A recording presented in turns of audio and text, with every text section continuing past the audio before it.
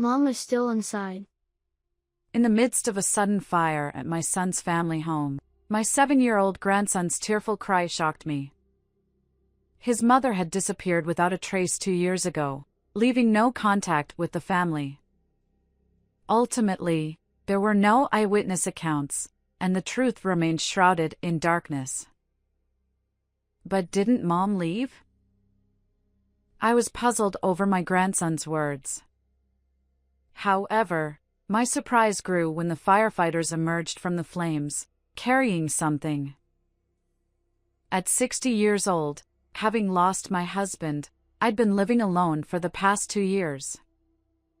It might seem lonely, but I found contentment in my solitude. The reason? My son's family lived nearby. Ryan, my only son, married Amy, who is 2 years younger, and they were blessed with a child afterward. When I see my son happily living with his beautiful wife, who looks like a model, and their adorable son Oliver, I also feel happy. I believed this routine would continue indefinitely, but then something felt off. One day, during a visit to my son's house, I sensed it. Hey, Amy, Mom's here. Hurry up and bring some tea. Huh? You don't need to fuss so much. Ryan, with an oddly triumphant expression, said. By coddling her like that, she'll end up being an inconsiderate woman. I'm the only one crazy enough to marry her, so I need to make her understand. His words left me frowning. Usually, my son and daughter-in-law get along well, but on this day, he seemed to be in a bad mood and was unusually confrontational with Amy. Despite the hurtful words, she smiled and brought the tea, leaving me feeling uncomfortable. Hey, isn't that a bit harsh? I couldn't let it slide and turned to my son. Amy, always gentle, brushed it off, but his attitude bothered me. As Ryan's mother, I felt compelled to correct him. However, he retorted, What does it have to do with Mom? Forget it, I'm not feeling well. To my surprise, he sulked like a child and retreated to the bedroom. Even Oliver, my grandson, looked anxious in this tense atmosphere. Daddy, sometimes it's like this. It wasn't like this before. Has something happened recently? His sad voice tugged at my heart as I glanced at Amy. She smiled softly and replied, He's been stressed due to work. Please don't worry. Though I didn't press further, I assured her, if anything comes up, feel free to talk to me. Ultimately, I left my son's house without uncovering the cause of his ill temper. The unsettling atmosphere caught my attention, but I hesitated to meddle too much in my son's marital issues. However, a few weeks later, I found myself witnessing another peculiar scene. Hi, Amy, Oliver.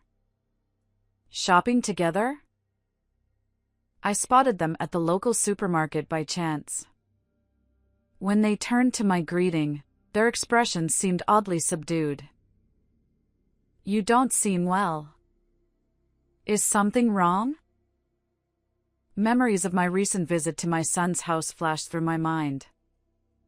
Yet, Amy once again put on a smile and replied calmly, It's nothing. Just a bit tired. But the unease persisted. Suspecting her facade, I glanced into their shopping cart and noticed an abundance of bandages and disinfectants. What's this? Did someone get injured? Oliver isn't into sports, right? Before Amy could answer, my son appeared, having apparently returned from the restroom. Hey, Mom, are you here too? Sorry, but we're in a hurry. See you later. Without proper greetings, Ryan hurriedly led them to the checkout. His forceful demeanor, Amy and Oliver's anxious vibes, and the contents of the cart, bandages and disinfectants, all added up. I need to have a proper conversation about this.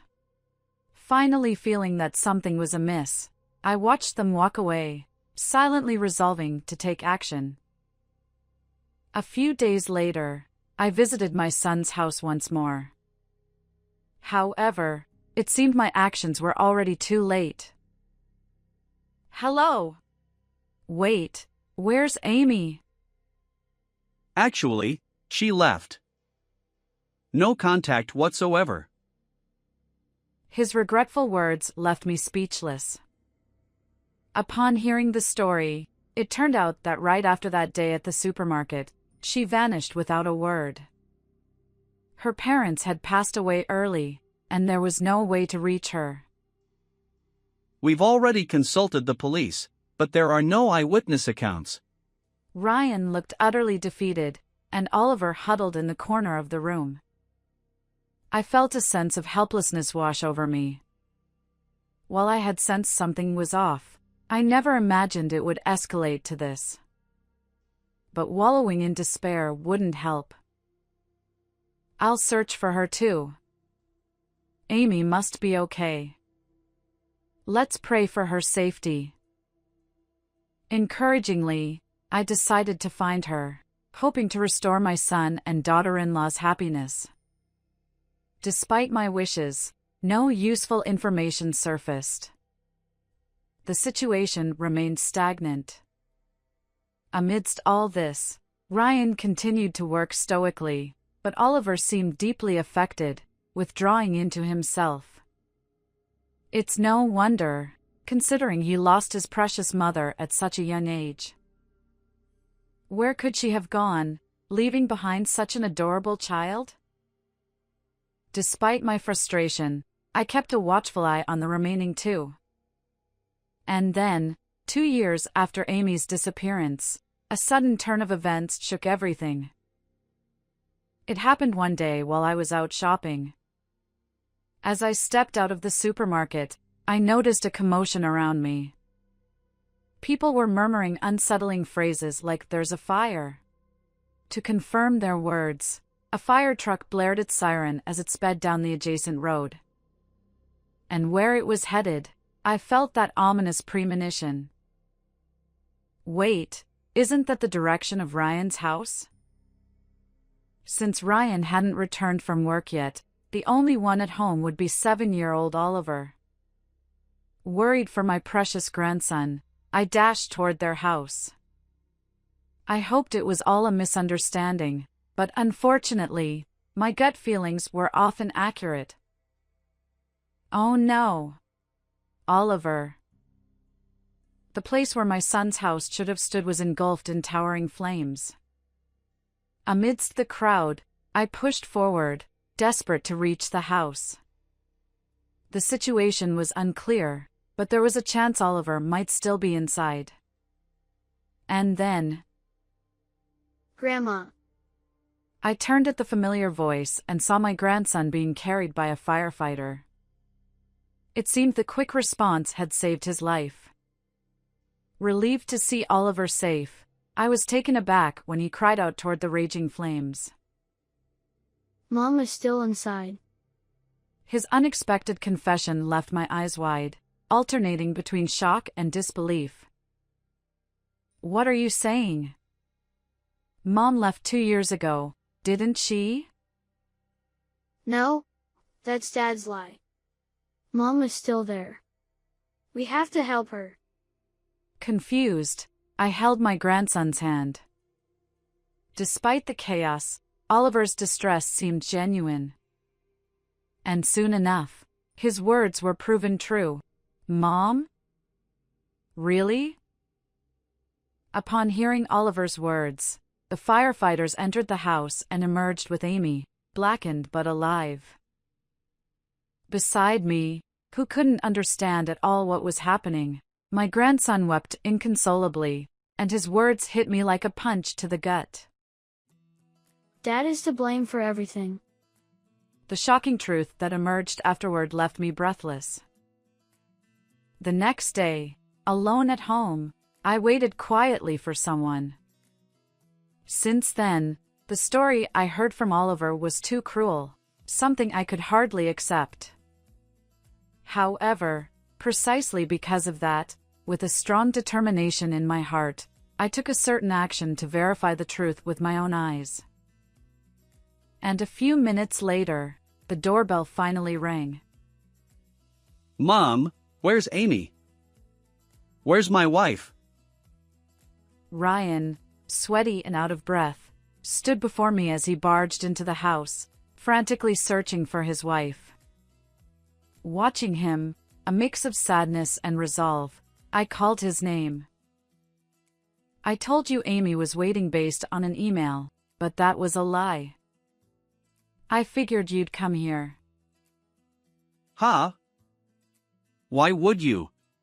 Wait, where is she? Could it be a fire? Ryan's face turned pale, and I gazed at him in silence. Since hearing about the fire at his home, my son hadn't come to pick up his son, Oliver, and Amy remained missing. I had a general idea of the reason, but without hearing it from my son's own mouth, we couldn't move forward. She's at the hospital with Oliver. She's badly injured, but her life was saved. However, there's something we need to discuss first, right? It's not a big deal. So, Amy's disappearance was a lie, I stated.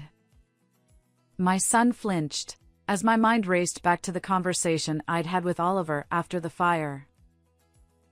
According to Oliver, the story of Amy leaving 2 years ago was all Ryan's fabrication. In reality, Amy had been confined to a hidden room within the house, forbidden to leave. He told the neighbors the same lie about her disappearance, and naturally, no missing person report had been filed with the police. Oliver, too, had been threatened not to seek help, fearing that both he and Amy would suffer worse consequences if he spoke up.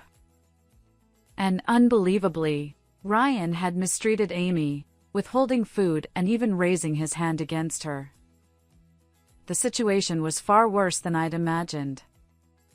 Oliver, feeling sorry for the exhausted Amy, attempted to cook for his mother.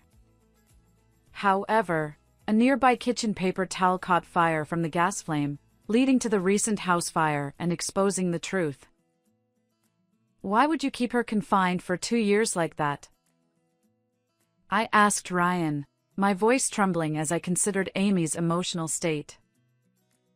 How terrifying it must have been for her, alone in a dark room, having suffered mistreatment from her husband, and unable to seek help due to the false belief that she was missing. However, in response to my inquiry, my son's face flushed red with anger. It's all her fault.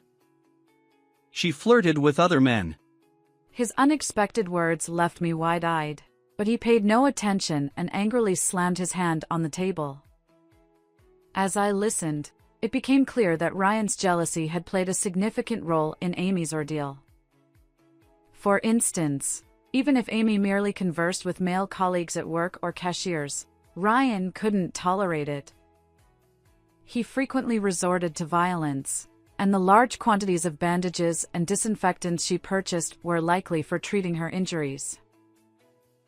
So I had her quit her job, and I even made sure she went shopping with me. But still.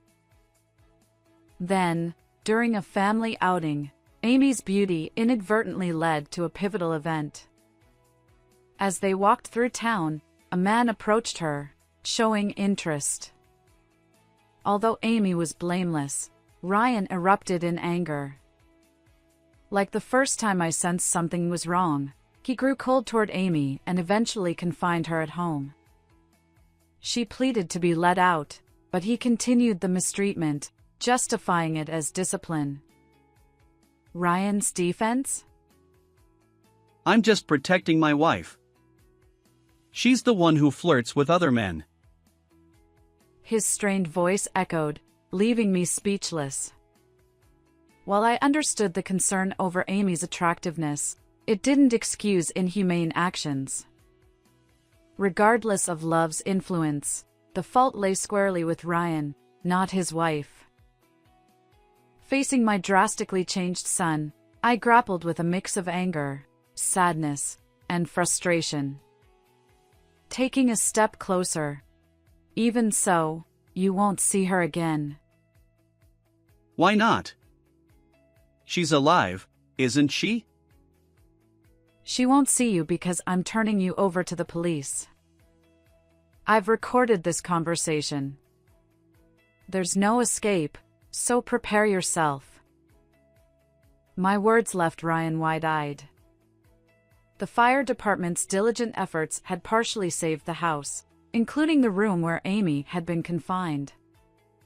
Testimonies from the firefighters who rescued her and Oliver's account had prompted the police to investigate Ryan. With ample evidence, this recording would likely seal his fate. But I just love Amy. What's wrong with that? Perhaps realizing what lay ahead, Ryan collapsed to his knees, tears streaming down his face. I can't believe that my son, whom my late husband and I raised, would do something like this. But he's already an adult. No matter how much he cries like a child, he can't undo what he's done. Ryan's only option now is to atone for his sins and live a better life. And as a mother, it's my responsibility to guide him toward the right path. Then all the more reason you should pay for your actions. I was unable to contain my frustration. Ryan looked up, defeated, and I met his gaze. Let's go to the police together. It's the only path left for you, I told him. Finally, he nodded in resignation, and we headed to the police station. Afterward, with sufficient evidence, Ryan was arrested. Naturally, he and Amy divorced, and she received a $20,000 settlement. With a long sentence ahead and a restraining order preventing him from approaching his ex-wife and child, Ryan would never see them again.